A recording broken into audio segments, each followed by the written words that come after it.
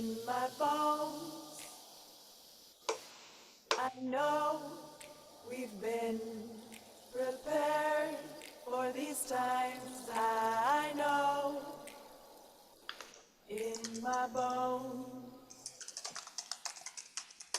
in my blood, in my belly, I can feel we are ready. In my blood,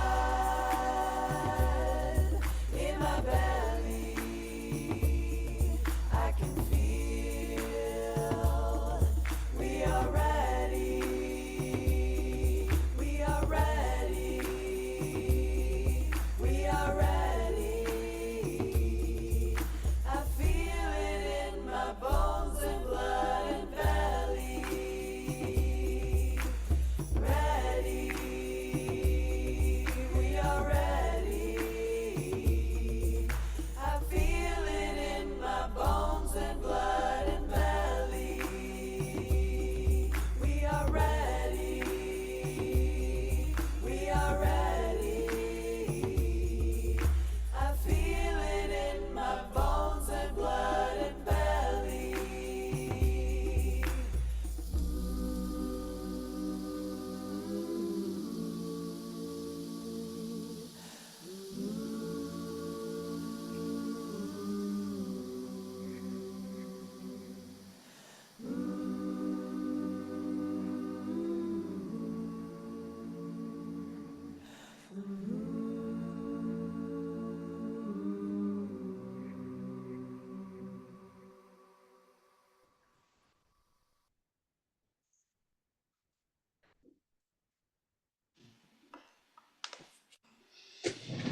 Welcome. I'm Rabbi David Jaffe, founder, executive director of Kirva, and really great to be here with all of you for, I think it's going to be a really good program tonight. As we start, I just want to thank a few people. Sam Fine, Kirva's communications and development director, for doing a lot of the behind the scenes and tech work. Sam's going to be on tech tonight. So please, if there are tech issues, please be in touch with Sam. And Dan will be backing her up and helping as well. Dan Geltuck, our co-founder and lead organizer. And want to thank Rocky Cohn also in advance for the captioning they're going to be doing during the evening tonight.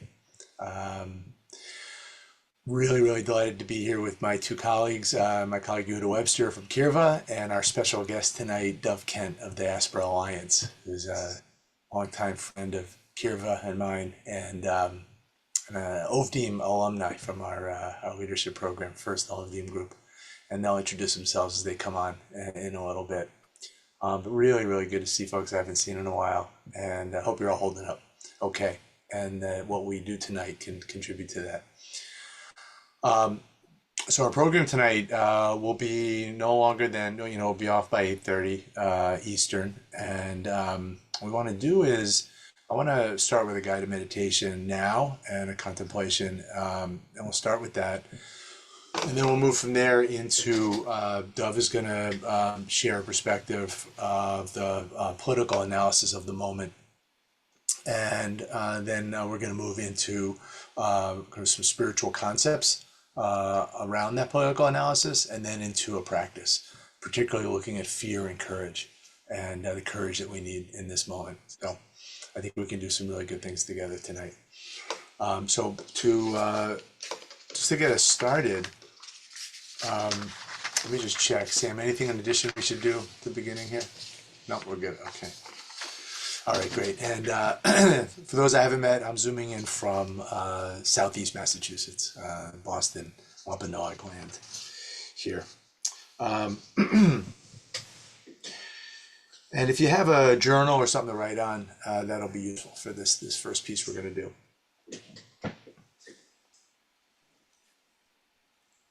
And I guess I should say too, I think we have a lot of old friends here, but for folks who aren't familiar with Kirva, Kirva used to be known as Inside Out Wisdom and Action Project. We rebranded about 1.5 years ago. And our mission is to bring together Jewish spiritual lineages with the work of social change. We particularly draw on the lineages of Musar which is applied Jewish ethics, and Hasidut, which is applied Jewish mysticism. And we'll be drawing on a mix of those traditions tonight. So I invite you to get in a relaxed position, whatever that is for you, and for a couple minutes of guided meditation. And so let's start with 3 relaxed in breaths and out breaths.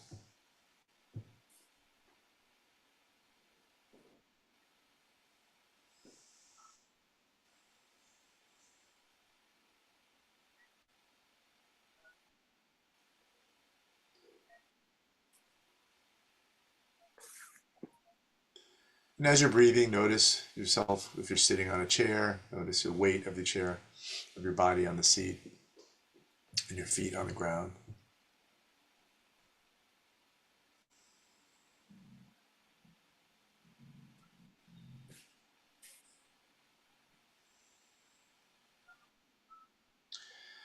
And I want you to bring your attention to think what is happening inside for you when you think about this current moment.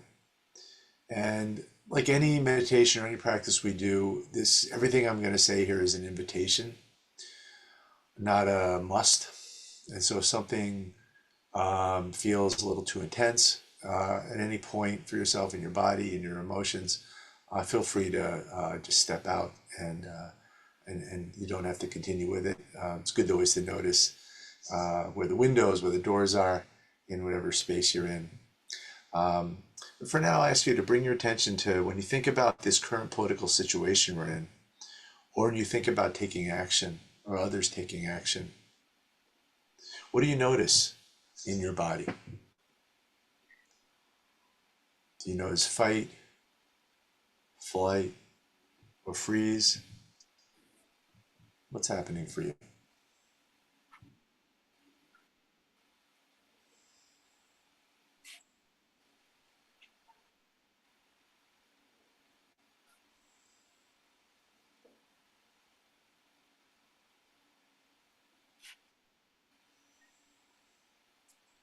Notice that energy and where it can get constricted. And see if you can locate it, where it is in your body.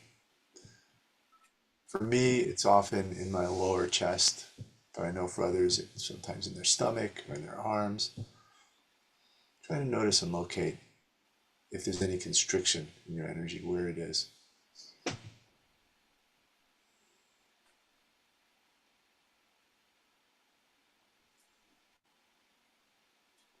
And for the next minute, I ask you to breathe into that constricted place. See if you might open it up a bit. And feel free to put your hand there as well. We'll just for 1 minute.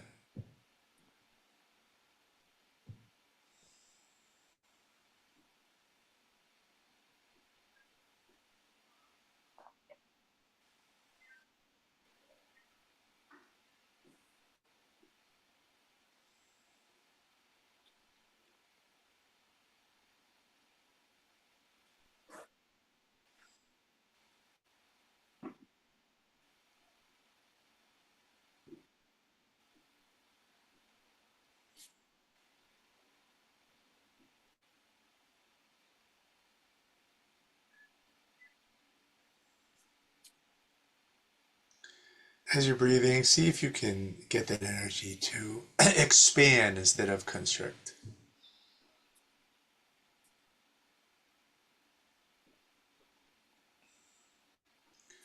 That's what this program is about tonight. See if we can go from that constricted place to a more expansive place.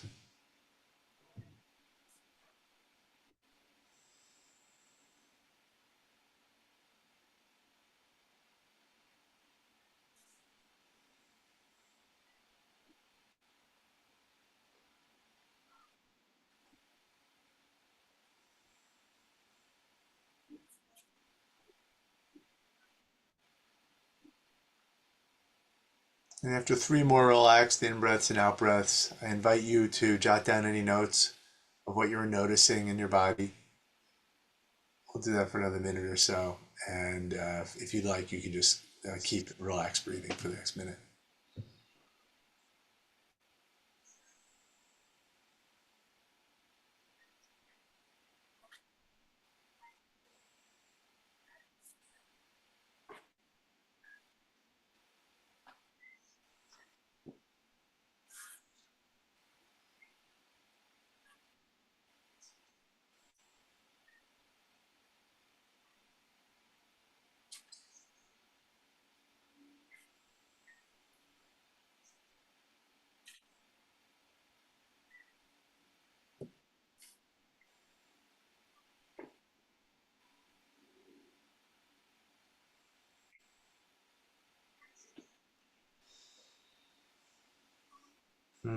And with that, I want to invite Dov Kent to come in the spotlight and to help give us some analysis of why might we be feeling the ways that we're feeling, and why might our bodies be reacting in this way. So with that, I invite my friend Dov on here. Ooh, thanks, David. I had not prepared to have such an emotional experience with that, so now I have to turn around and teach. But it's good because for me, some of that experience was like actually feeling a lot of energy in my limbs and expanding it to my heart, which actually like calmed it. So thanks for that. So hi, y'all. My name is Dov Kent, and I am the US Director of the Diaspora Alliance. And as Rabbi David mentioned, a long time friend, fan, follower, member of Kirva. And so it is really wonderful to be here with you tonight. I'm so glad to be able to be in this conversation because it is so precisely the conversation that I want to be in right now, because I think there's so many sources of news and analysis, and we may have a sense of what is to be done, but there's so few conversations about what is the spiritual sustenance we need right now to enable us to do those things and to even have discernment on what tactics we should take, and then the courage to make them happen. So I'm so grateful for Kirva and for this conversation tonight.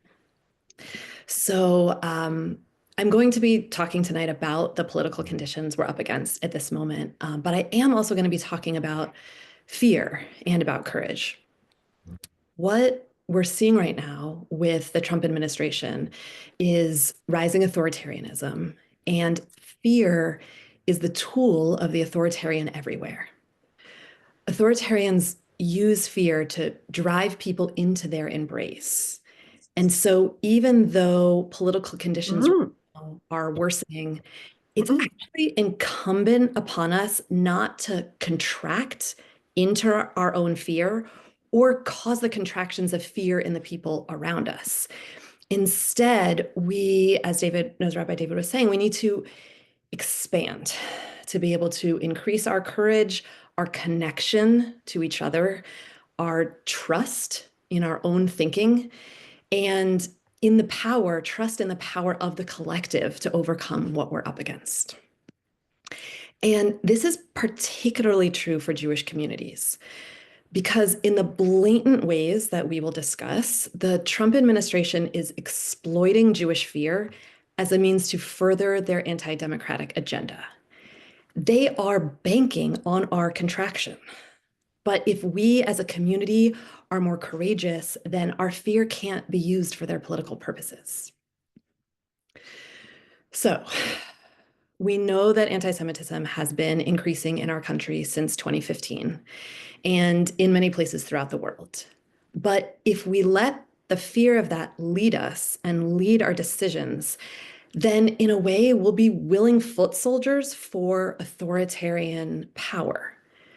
But if we're actually able to look that fear square in the eye and move forward in courageous action through the fear, then we will be acting in service of our own safety and in the safety of all people.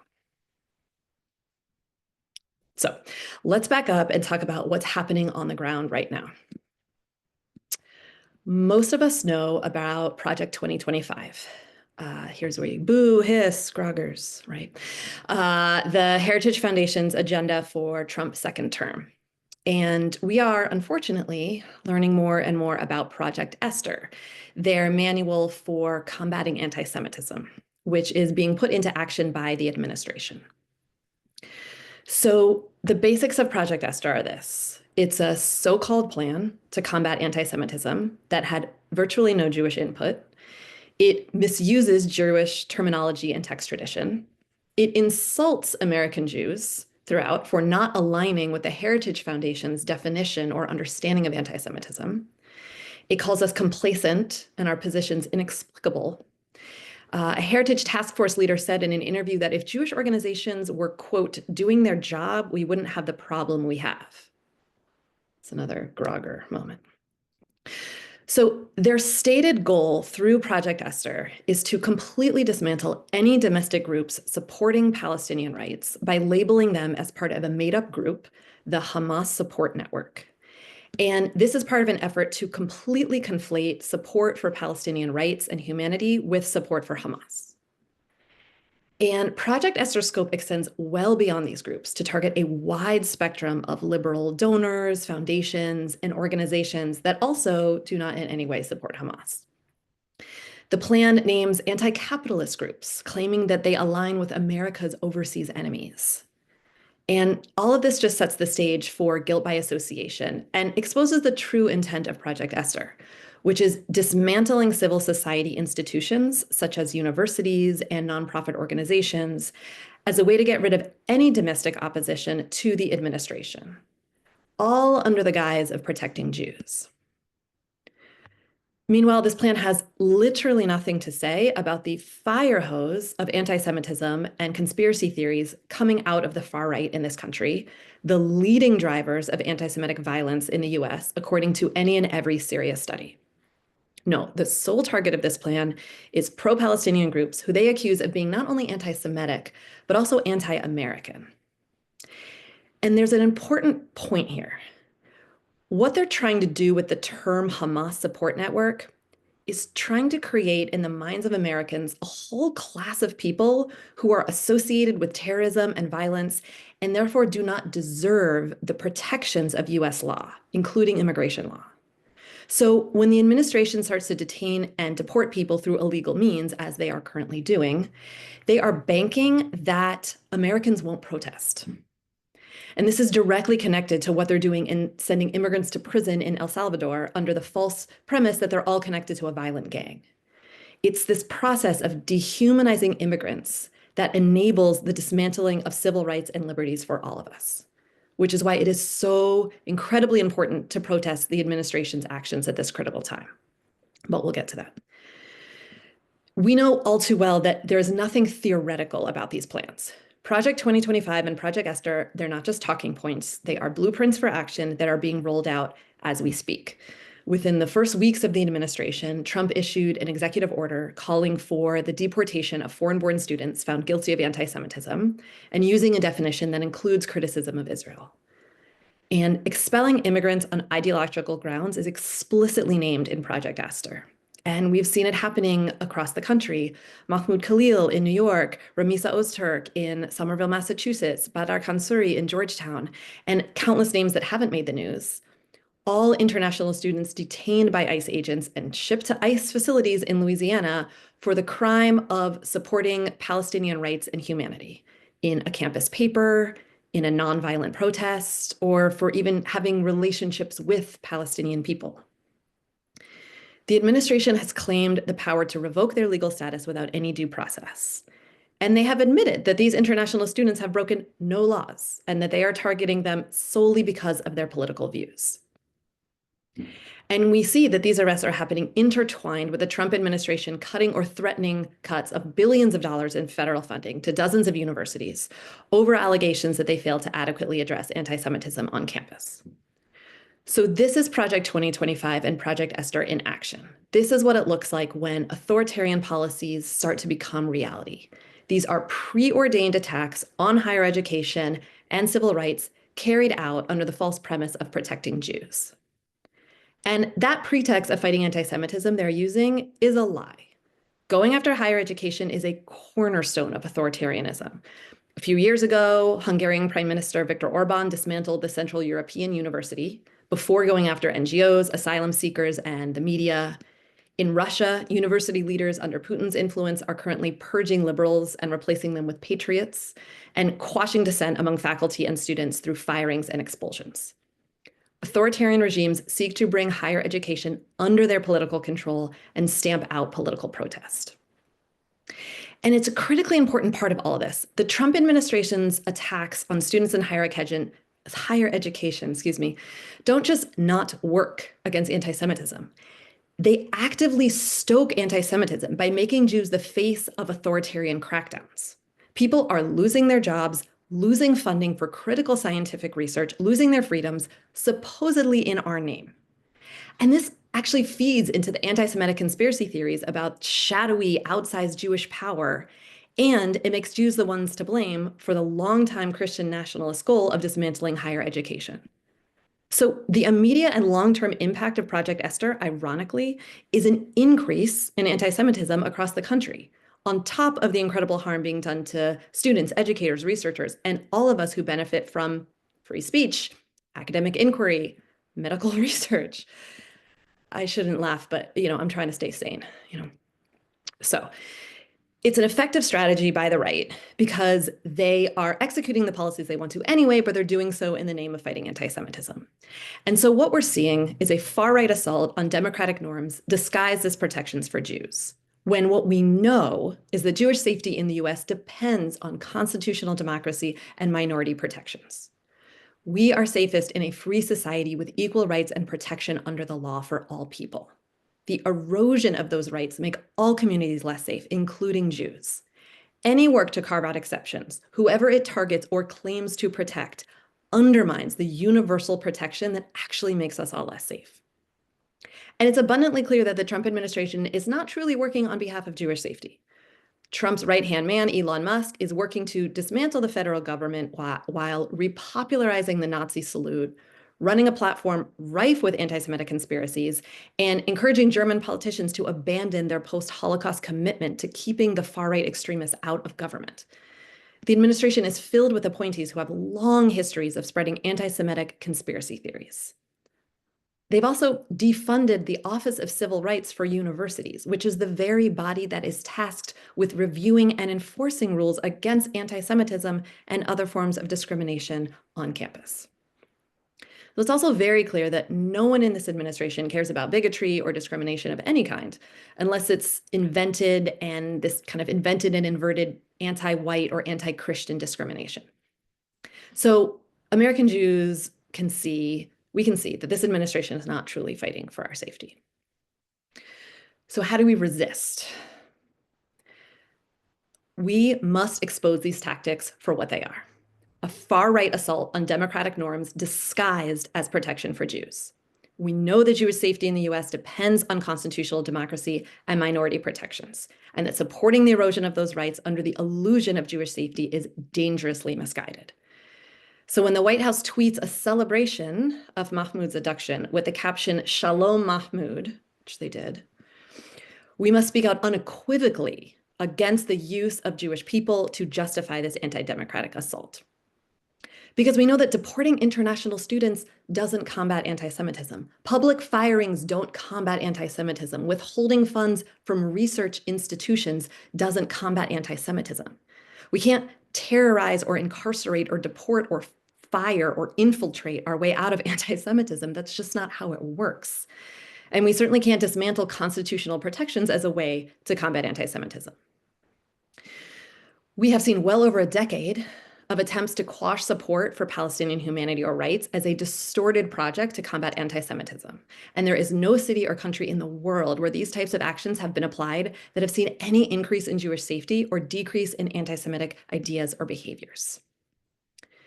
So while it's important for all people to resist these illegal overreaches by the Trump administration, it is particularly necessary for the Jewish community to be visible and vocal in our resistance at this time to what's being carried out in our name.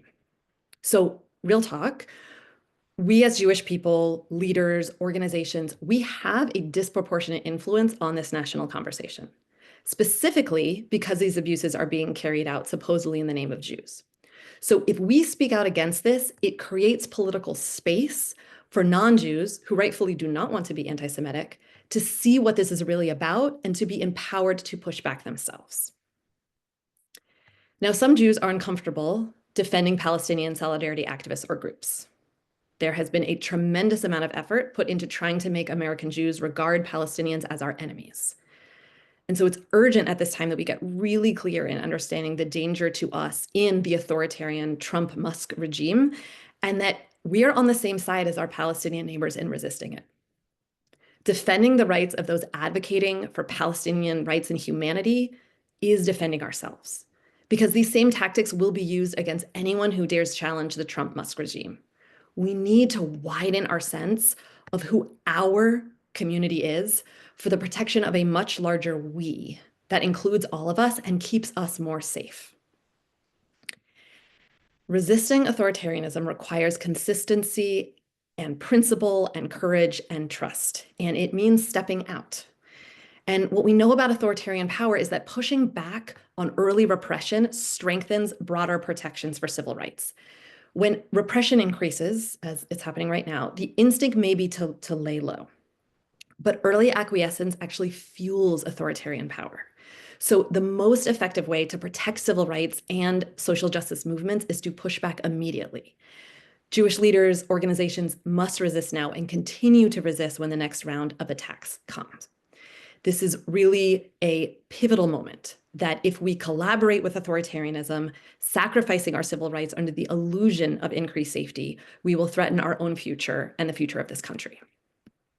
Resisting authoritarianism demands broad, principled political action, and thrillingly, we are seeing it. Jewish leaders and institutions are fighting back. Everyone from sorry, I'm going to do a little bit of inside game with some acronyms and stuff, and I can message me later if you want to know what some of these groups are. So everyone from the JCPA to J Street to HIAS to the Reform Movement, the Reconstructionist Movement, the Conservative Movement, American Conference of Cantors, TRUA, over 100 rabbis in Massachusetts, 100 rabbis in Chicago, rabbis in Philadelphia, Minneapolis, North Carolina, New Mexico, even some federations like in Ann Arbor and Rhode Island have joined one public letter or another stating that these abuses of the law and the erosion of democracy goes against our values as Americans and as Jews, and that these actions by the administration do not make any community safer. Rather, they only make us less safe. Jewish members of Congress are fighting back. Jamie Raskin and Jerry Nadler have been leading a charge against the distortion of anti-Semitism by the Trump administration.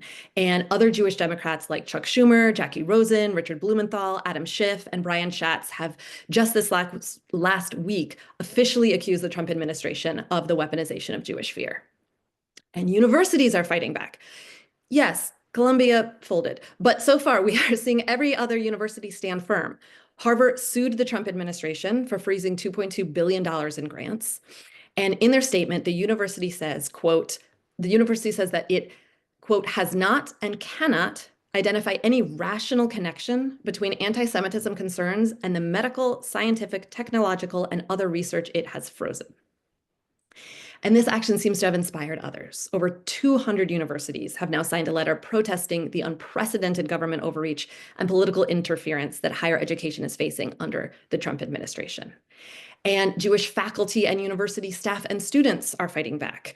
Columbia Jewish faculty were out protesting the day after Mahmoud Khalil was detained. Over 2,000 higher education workers and students have signed letters against the Trump administration's overreach. And faculty and staff have published letters at many universities against state repression.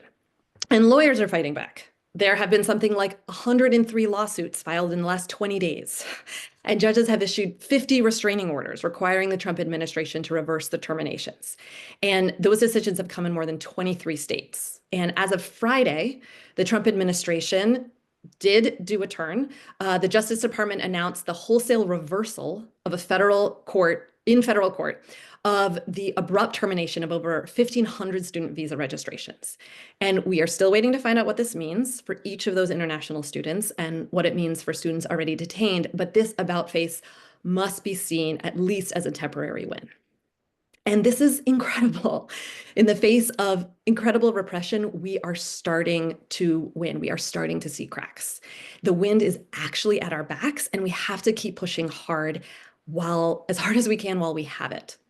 So all of you on this call, has every political facing Jewish institution you're part of been visible and vocal in opposition to the Trump regime's instrumentalization of Jewish fear, distortion of Jewish fear? Have the rabbis in your city put out a collective letter? Can you organize these things to happen? Email me for real, I will help you.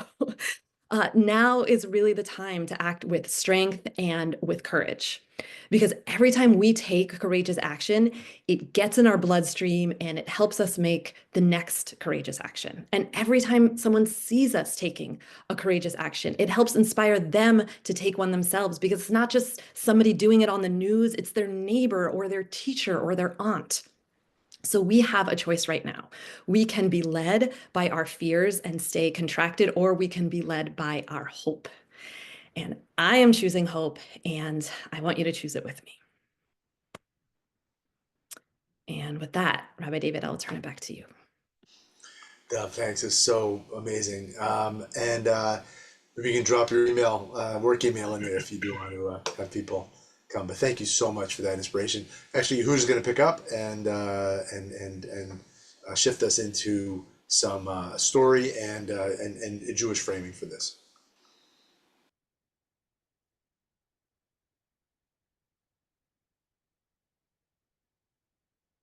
Shalom, everyone. Can you hear me? Yes. Okay. First off, just want to thank Dove again for that powerful call to action and really clear analysis of where we've been, where we are, and where we need to go. I think that the salient piece that I want to pick up on is the reality that resistance is possible when we expand the we and when we leverage our courage to fight, and that actually we can have wins. For those of you who I don't know, I'm Yehuda Webster. I'm with Kirva as the director of our Dismantling Racism from Our Inside Out program. And I organized in New York for several years. I actually organized with Dove, with Jews for Racial and Economic for Justice back in the day. Now I'm here in Los Angeles with my colleague Sam. Needed to come to the sunny side of the country a little bit, just for some joy. So, I really think that Dove's agitation is really reflective of my experience over the last few months, and really reflects my thinking. But before I go on, I recognize that some of what she said could have really been agitational for many of you. So I want us to invite another breath to engage spiritual self. Take a deep breath with me from the belly.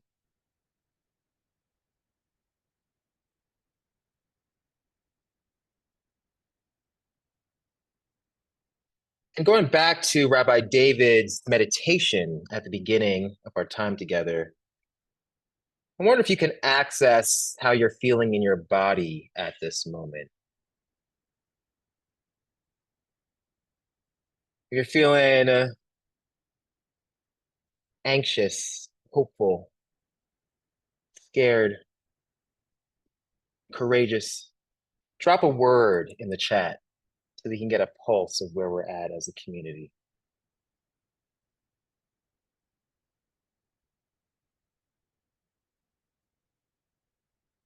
Energized, inspired, tense, eager, overwhelmed, pumped up, hopeful, anxious.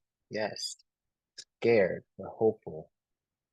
Okay. Inspired more than ever. Anxious and angry. Keep it coming. Overwhelmed and ready. Tired, but not because of this. It's tiring. Pissed off, yes.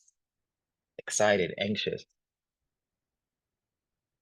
Stressed, but trying. Heard. Holy boldness and exhausted. Short of breath. Yes, let's keep breathing, y'all. Keep breathing. Thank you. I think I'd also go with hopeful and after hearing Dove, inspired as well.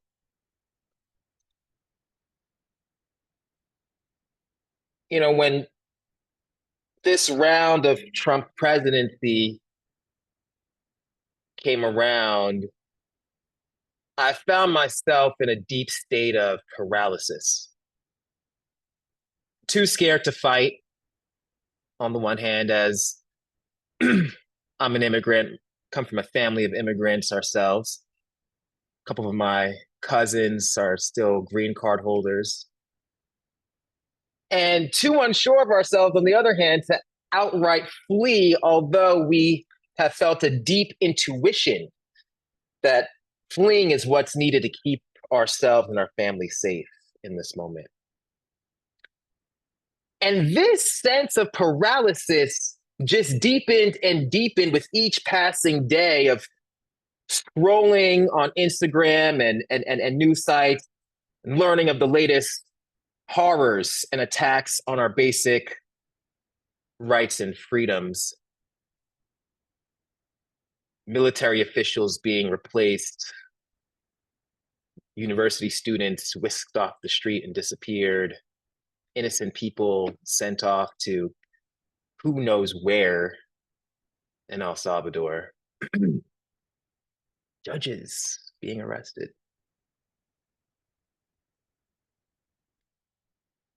And yet, even though the paralysis and the fear was deepening, I was still doing my spiritual practice, particularly prayer, which includes praying for the most vulnerable in our society and praying for the strength to do my part in supporting those in need and fighting for justice. This is something that just a part of my daily prayer in good times and in challenging times. Yeah. And somewhat separately, I also started to pull back from social media because it just wasn't serving me, frankly. And I deactivated my Instagram, right? And so my doom scrolling reduced in half overnight. And suddenly the scales really began to tip. And the energy spent in spiritual practice and prayer began to outweigh the fear I was passively and actively ingesting each and every day. And so that helped me come to the conclusion that while I may eventually still flee to stay safe, to have another option perhaps for others, I came to realize that while I'm here, I need to be here. I need to be a part of the fight with whatever capacity that I do have.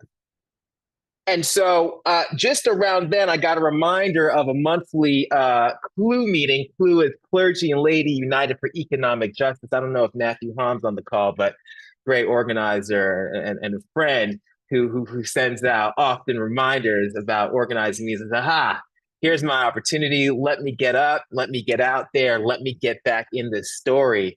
And so I went to that meeting and I learned that one of the organizers at CLUE was actually under attack by ICE.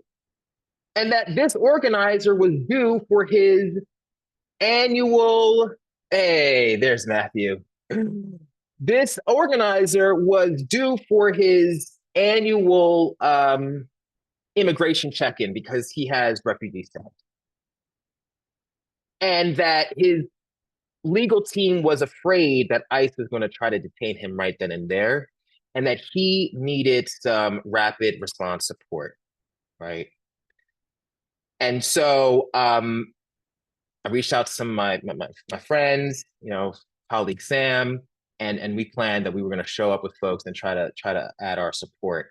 Now, when I told my family this, they really begged me not to participate, not to risk getting caught up with ICE myself in any way, right? Because they really fear for me and the work that I'm involved with. But I said to myself, what if this was my sister or someone in my family? I'd need the community to show up too. And besides, with just a slightly expanded perspective, I could actually view this person that was being targeted by ICE as my family, the expansion of the we. You know, when Trump was first elected back in 2016, 2017, I used to teach this concept that fam of fam is fam. When I say fam, that's just a slang term, if you're not familiar, for people beyond blood relations that are so dear to us that they're like family, right? So when I say fam of fam is fam, what I mean by that is that if, for example, Dove's friend or fam comes to LA and is in need of some support, needs a place to stay, I don't need to know that person to help them because they are fam of my fam. Y'all with me? Right? So if fam of fam is fam, if fam of my family is my family, right? Then I can move from a much more expanded sense of the we and understand that this person who is being targeted by ICE also is like as if it was my actual blood relation sister. And so this expanded perspective helped me to actually lean in to the courage that I pray for each and every day and show up for this brother at Clue and propel me to be part of the subsequent campaign to get him pardoned by Governor Newsom so that he would be protected from ICE's deportation order. And Baruch Hashem, he got a call a couple weeks ago from Newsom's office that he has indeed been pardoned, right? And so this experience has filled me with a lot more hope and reminds me again that resistance is possible. It's a big win, frankly. Every life is so important. And resistance is possible, especially when we move from a place of expansion and really leverage our spiritual courage. So with that, I'd like to pass it to Rabbi David to really share with us some of the spiritual teachings around moving from a place of contraction to a place of greater expansion. Yeah, thanks so much, Yehuda. You know, what Yehuda's describing here and this ability to move from, when we're scared, it's our bodies contract, our hearts contract, and to try to think of ourselves as being able to reach outside our most inner who's right, like close in with us, gets much, much harder. And so we have to, as Dov was saying, we have to face fear right in the face. We have to really look at it and work with it and transform it to do the thing Yehuda just said. And that's really what we're being called to do right now. And it's a very Jewish act to do that. In fact, there's a concept of Kedusha, of holiness, that I want to share with you that some of you may know or have seen before, others may not. It's an incredible piece from Rabbi Shimon Shkop, who was one of the great Talmudists of the early 20th century. This is a piece that my colleague Rabbi Micha Berger made me aware of in his book Widen Your Tent, which is a translated version of this. I'm going to share a small piece with you right now. I'll just put it up on screen so we could all see it.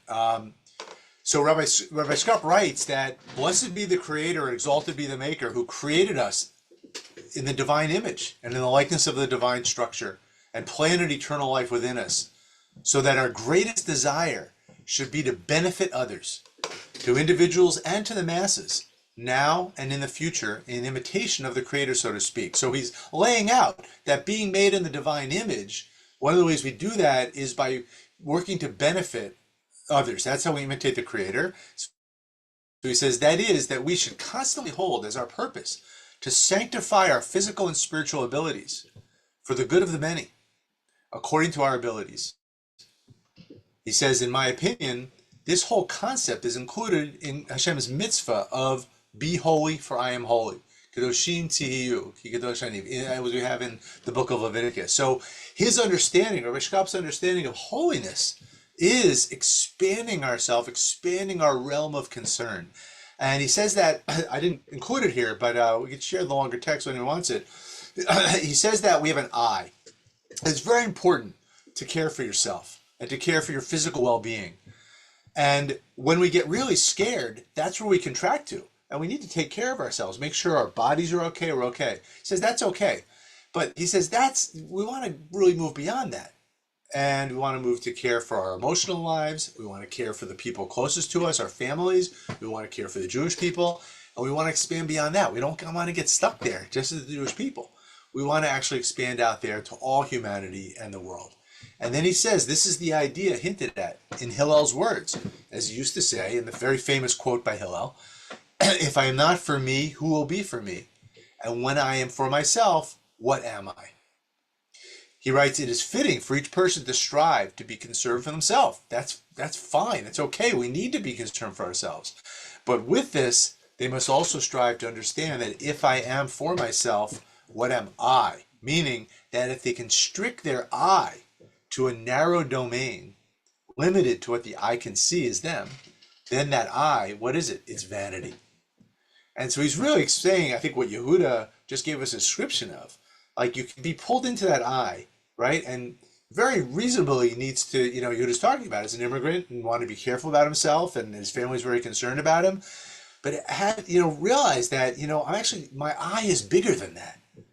My eye actually includes other people. And the fam is fam and fam. And once that eye is expanded, then you understand yourself as wrapped up together with them, and that's where your safety is. And that's what Dov was saying earlier also, that when we protect democratic norms and rights and civil rights protections for everyone, we protect ourselves because we're bound up with everyone together. But it takes an expansion, because for whatever reasons, we are hardwired as humans to contract when fear comes in. And so that's what we're working with. So what I want to do in the next few minutes with us is actually work with fear. I want to give you a couple of exercises, and these are things that are on the sheet.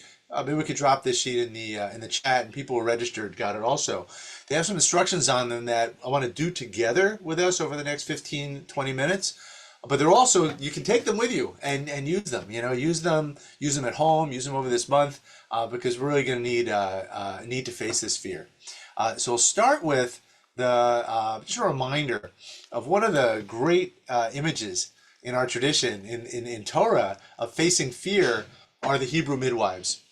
And in general, this is in the book of Exodus, beginning of book of Exodus, and the Israelites are being oppressed by Pharaoh, and now Pharaoh wants to actually kill off the males, and so he goes to the midwives to be able to carry that out. And so think of this in terms of state power. Tyrannical state power is mobilizing its bureaucracy to carry out its intentions and its domination. And these Hebrew midwives, it's really ambiguous who they are. In general, the Jewish tradition has gone the route to say that they are Shifra and Puah, named here, are Moses' mother and sister. But it's really not clear, and it is possible that these Hebrew midwives are actually, like, the Hebrew is a name of, they're the midwives to the Hebrews, and they're actually Egyptians. So I want us to consider that. It could be either way, but this idea of kind of expanding people that are considered in your realm of concern, it's interesting a little more if they're Egyptian. So he says, the king of Egypt spoke to the Hebrew midwives, one named Shifra, one named Puah, and said, when you deliver the Hebrew women, look at the birth stool. If it's a boy, kill him. If it's a girl, let her live. The midwives, being in awe of God, did not do as the king of Egypt had told them. They let the boys live. And the story goes on. But that's the key part that we wanted to bring, is this idea of being in awe of God. Tira'ena hamiyaladot el Elohim, or Yirat Elohim, Yirat Hashem, Yirat Shamayim, awe of heaven. For them, that was the motivator that enabled them to do something really scary, to be able to face the tyrant and be able to say, you know what, there's something bigger and something I'm committed to, and I'm not going to do that thing. I'm going to face my fear and act courageously. So what we want to do for this practice is, I want you to think about, what is that for you? What is that Yirat Elohim, that awe of God for you? It may be Yirat Elohim. Like for some of you here, that sense of awe of God and my connection and sense of God is so strong that actually I can lean into that to be able to expand my eye, to do something that I'm a little nervous. I don't know, how's this going to play out with my friends, with my family, at work? Like there's some risk here. That may be enough to motivate you. For others, there's something else that could motivate you. For example, um, one thing for me, I've been telling my colleagues about this. I really I really feel I'm in this fight. Like I just feel like what is at risk right now in this country around our constitutional protections and our democracy, for me, is deeply worth fighting for. And when I think about why, I remember my 11th grade AP American history teacher, Eric Rothschild, who was the one I really learned about constitutional democracy from and the history of our country. And he and some other teachers really evoked in me a great just respect and honor and awe for this American experiment. And I know we could be very cynical about it and all kinds of things about it, but I really got from them a sense of like something very powerful that the founders were trying to do in all their flawedness of trying to create something where people actually are self-governed. And in the long history of the world, that is still a very, very rare thing. And so for me, I feel really in me that that's what I fight for. And I think of him. And so I want you to think about this. We're going to take a few minutes to write. There's two steps here. First step is just take a few minutes to write, or you want to just quietly reflect to yourself. But what is that for you? What's that Yirat Elohim? Is it an awe of God? Is it a particular person? Is it someone who's actually threatened by this regime that you're motivated for? Is it a deep value? And let's take 3 minutes right now, just to write quietly about that. Then I'll ask some folks to share. You can put it in the chat. Okay. So let's stay here. Don't go anywhere. But let's take 3 minutes for some writing.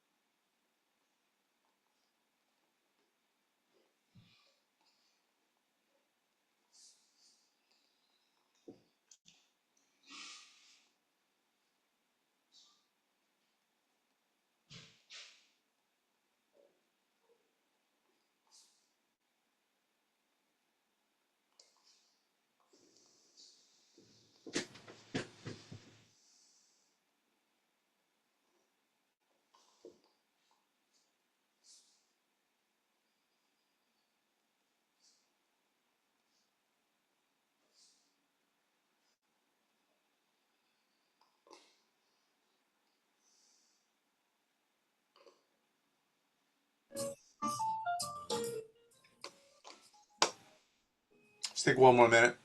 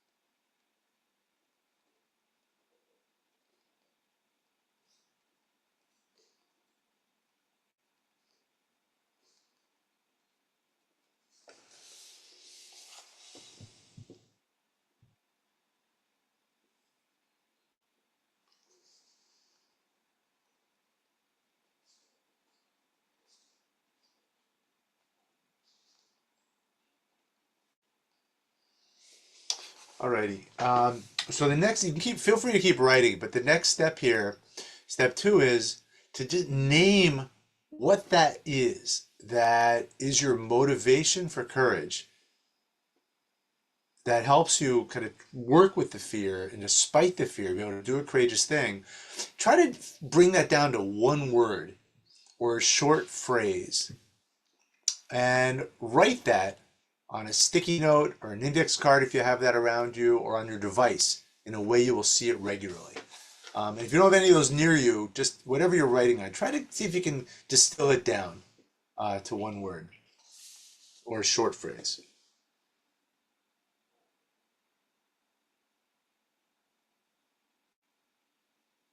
Like, for example, for me, it might be my teacher I just named. You know, I would write his name down because that, seeing his name, reminds me and gives me energy and courage.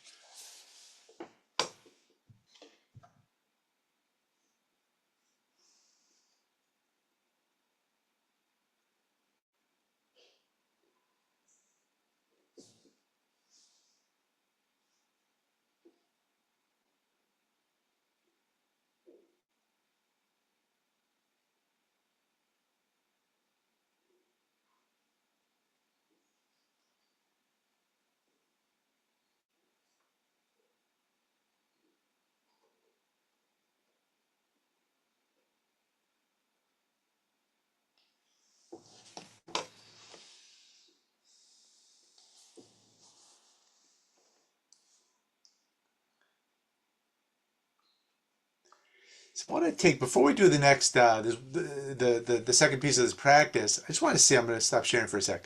Love to see if folks can share in the chat. What's your one word or your phrase, if you feel comfortable putting it in there?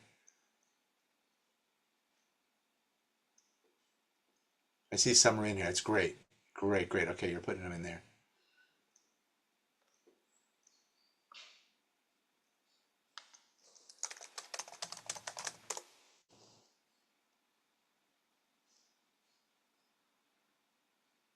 Great.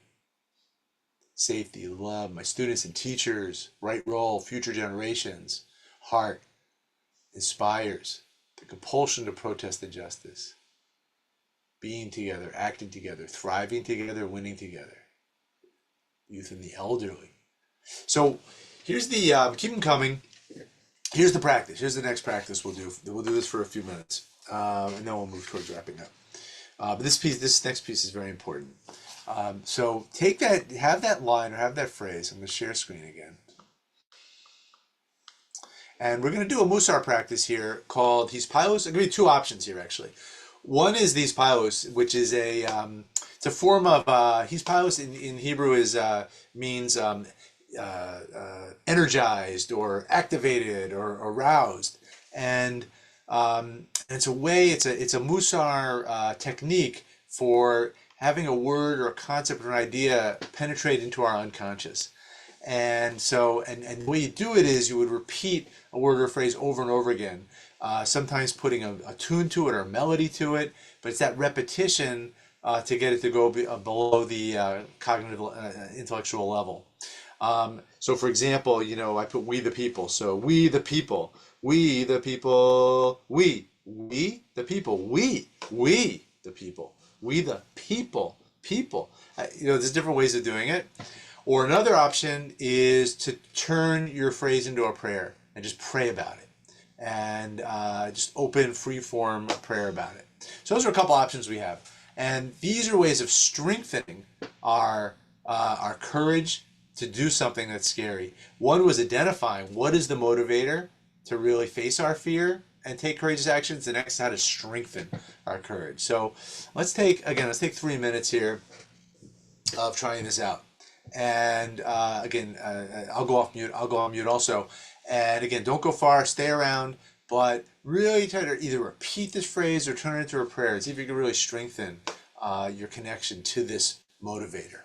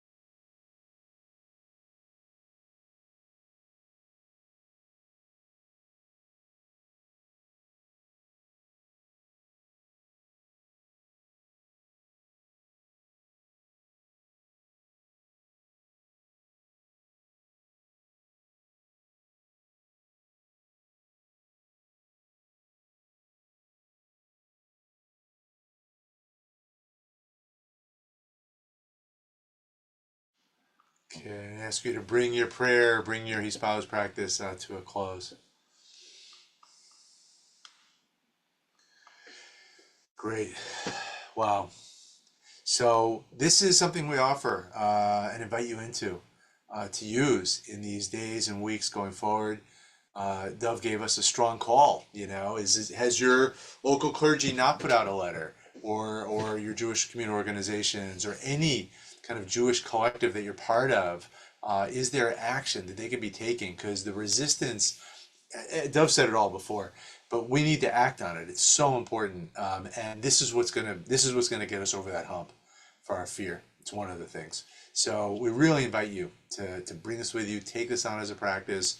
Only a few minutes of prayer a day about this can really, really give you muscle for doing this work. So thanks for joining me in that. And with that, I want to turn it over to Yehuda to move us to some next steps. Thanks so much, Rabbi David. Really, really powerful practice for myself. And again, I think it's, from my own personal experience, it's this kind of practice and prayer is what moved me from a place of contraction to a place of expansion.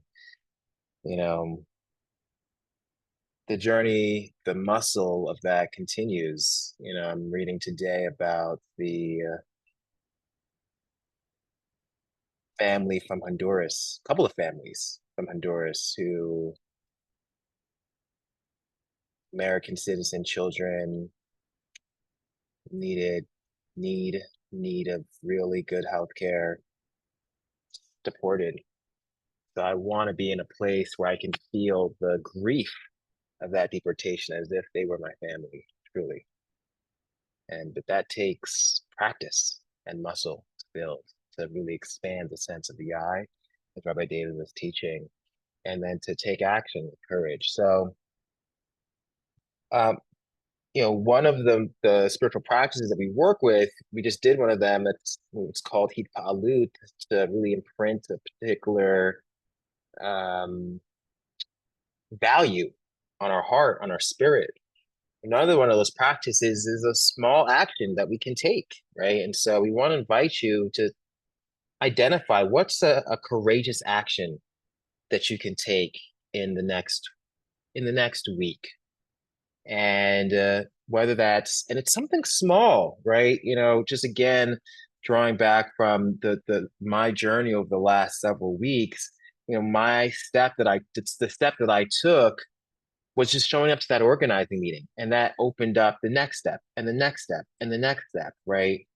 So what's a small step that may seem insignificant, but is actually courageous for you, for where you are in this moment? So take a moment and maybe identify what that is for you. See protest on May Day, right? Went to the Capitol yesterday, nice. You don't have to put it in the chat, but if you want to put it in the chat, that's great. That's actually part of our Missar practice, because when we share it in community, it makes it that much more likely that we'll follow through. So yeah, following the example of some of our leaders here. Yeah, if you want to throw it up in the chat.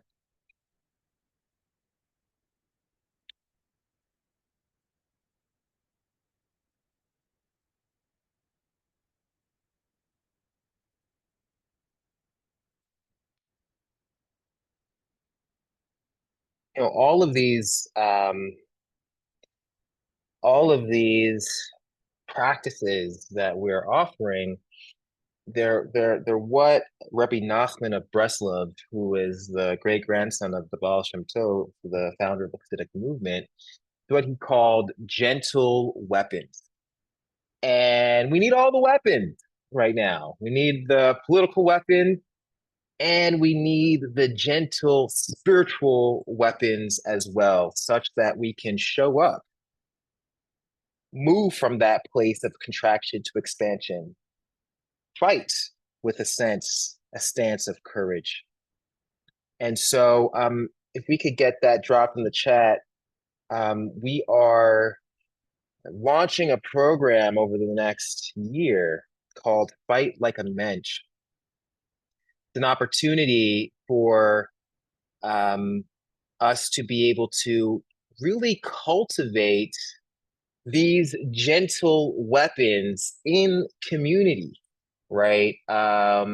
Weapons or practices to really help us build the inner strength and resilience needed to stand up for democracy and continue to expand that I such that we have the compassion to address and face and fight down this rising authoritarianism here in the US and around the world.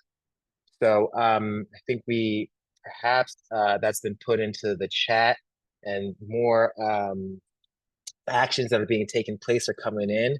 So we'll post that a couple more times.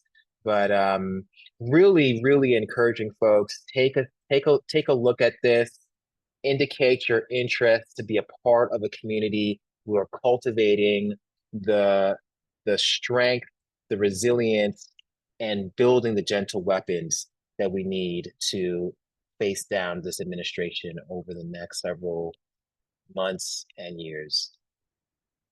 So with that, Rabbi David, any final closing words? Yeah, thanks so much, Yehuda. Yeah, please join us in this effort, in this program, if you want to be part of that coming up, and help us make that happen, because we need all what we can bring to this fight. Really just great appreciation, Dov, for you, and all you've done all these years, in really fighting for a world where we're all free. And this is just the latest iteration of that. And I think you brought us a lot of clarity, a lot of inspiration. Really happy everyone was here. Let's stay connected, keep in touch with each other, and we're gonna do this together. Dov, any last word you'd like to say before we sign off?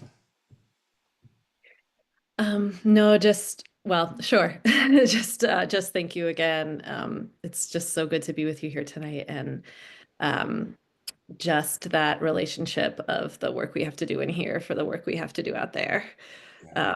and over and over and over again. So I'm just grateful for this practice round, this muscle memory, that I'll be able to call upon in the days and weeks and months to come. So thank you. Awesome. Great. Thanks a lot. And thanks, Sam. Thanks, Dan. Thanks, Rocky. We'll be sending out the recording for anyone who wants that. And feel free, you can share that with others. And please keep up these practices and be in touch with us. Let us know how things are going.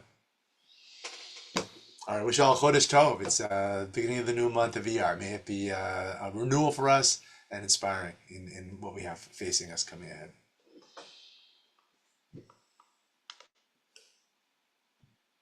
Shalom. Good night, everyone.